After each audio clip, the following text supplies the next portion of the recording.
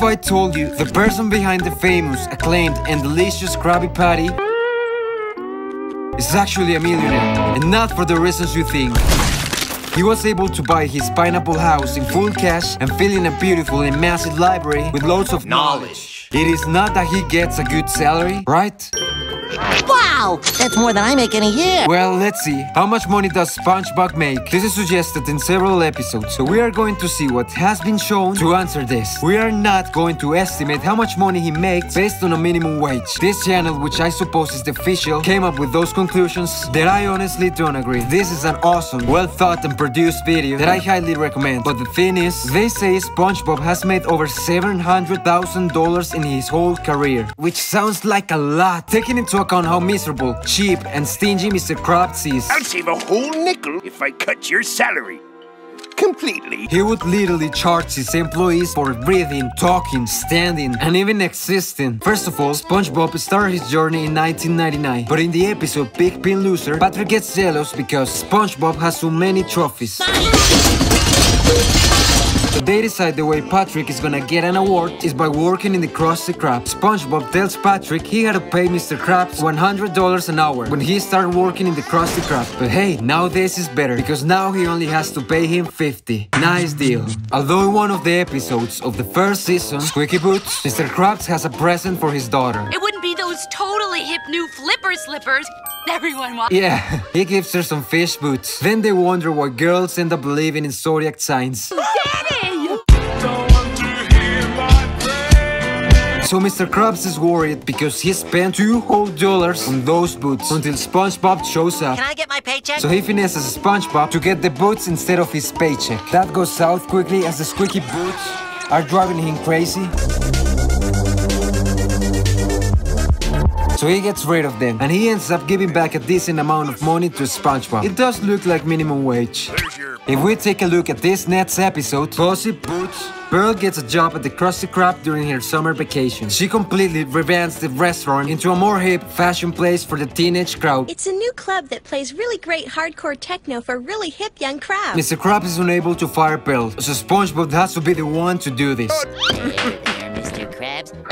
At the end, to get rid of the pink and shiny decorations Pearl bought, Mr. Krabs gives SpongeBob the stuff that the daughter bought in exchange for a year's salary. If we assume that his salary is the average for a cook in any fast food restaurant, which is not enough, then it's not unreasonable to think that's the amount for the complete decoration of a restaurant. Couple episodes later, in the episode Dying for Pie,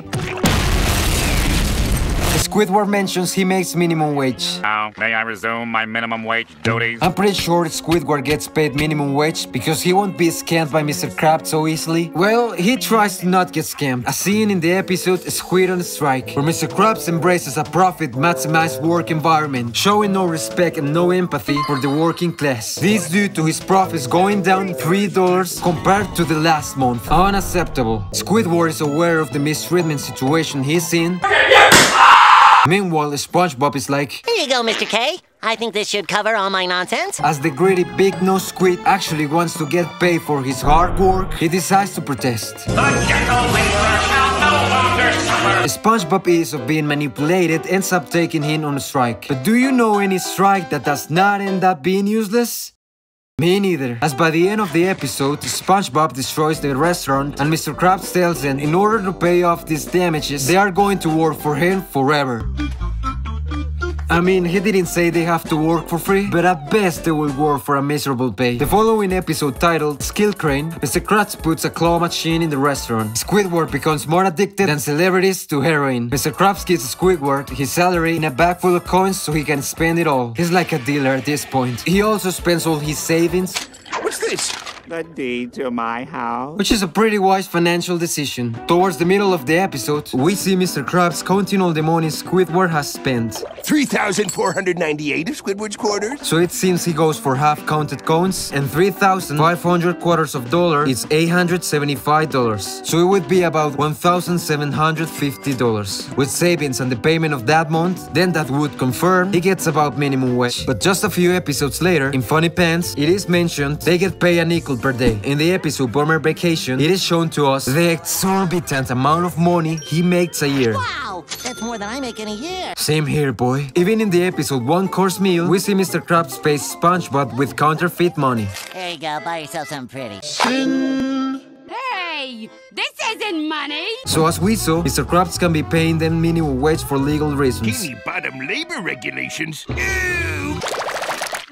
But he skillfully finds ways of cutting their salary, over-exploring them, and even getting SpongeBob to pay him. But at least he thinks so it's alright. Beep, boop, bop. Okay, so if SpongeBob doesn't make any money from his job, how does he manage to make ends meet? Is he even rich? Well, first of all, we have seen him plenty of times flexing money like he's trying to sell you a course through TikTok. Called Hustlers University. It's $49 a month. Let's roll out the theory that he's got some money because he lives with Gary, who according to one episode, he is the legitimate king of Bikini Bottom. But there's no evidence he gets any income from that, and this was never repeated or referenced again. So no, it's not daddy money or pet money. As we saw, he really bought his house, so he doesn't pay rent. He doesn't have a car. Therefore, he moved to using public transportation or on foot. He just like me, for real. Additionally, we see that SpongeBob lives a simple and frugal life. He grows his own food in his secret garden. He doesn't have expensive hobbies, catching jellyfish and playing with bubbles. Even this weirdo goes outside. Evaluate yourself. But here's where things become interesting. If we take a deeper look, we will find things look kinda hot for SpongeBob. He's doing very well outside of the Krusty Krab. In the episode Party Hype, SpongeBob came up with the idea of these colorful burgers as a way to attract new customers. But Mr. Krabs and Squidward make fun of him. They crush SpongeBob's heart. They don't think he's gonna succeed. I'll open my own restaurant. You'll see. But he knows this is the $1 million idea. The business is open, and SpongeBob gets no sales until he gets that first customer that gets the snowball rolling, and the Pretty Patties become a massive hit. There's thousands of anxious people waiting to get themselves a Pretty Patty, each fat in its SpongeBob's pockets. Mr. Krabs sees this, so he gives them the Krusty Krab. And in exchange, I'll give you the Krusty Krab. With the key of the Krusty Krab and the Pretty Patties with some side effects, we see the audacity he has for business. Get on, bro.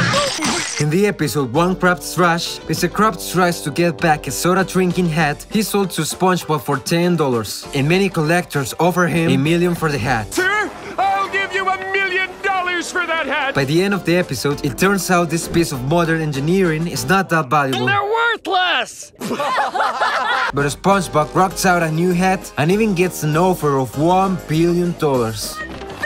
Do you see where this is going? Bob finds a very luxurious pearl in the episode Pearl's Pocket, and he basically becomes filthy rich. Drilling shit like Chicago. But it doesn't last long, since he wastes his money faster than a rapper. Although at the end, Patrick finds a huge diamond that looks more valuable than the pearl. But it's not just luck. In the episode Chocolate with Nuts, Chocolate?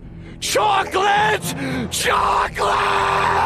Bob and Patrick are amazed by a magazine that shows a high standard of living. How do the people in that magazine get all that money? They're entrepreneurs. And this is why SpongeBob is rich, cause he is an entrepreneur. He starts conversation with, "Hey, do you like passive income?" So they decide to sell chocolate. They mastered the art of selling basically by trial and error, and they make quite some money to rent a whole restaurant for a date.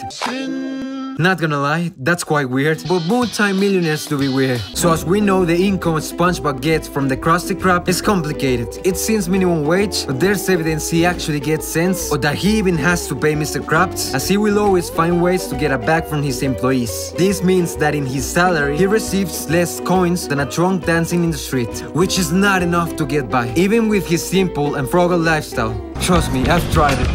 So it is clear that he has found creative ways to make ends meet. And even more than that, as it seems, SpongeBob has the ability or the luck to generate wealth easily, as we have seen in many occasions. Plus it seems his parents are well off, so it wouldn't be unusual if they help him out a bit. And it's not strange for him to work for pennies, since what makes him happy the most is to make Krabby Patties.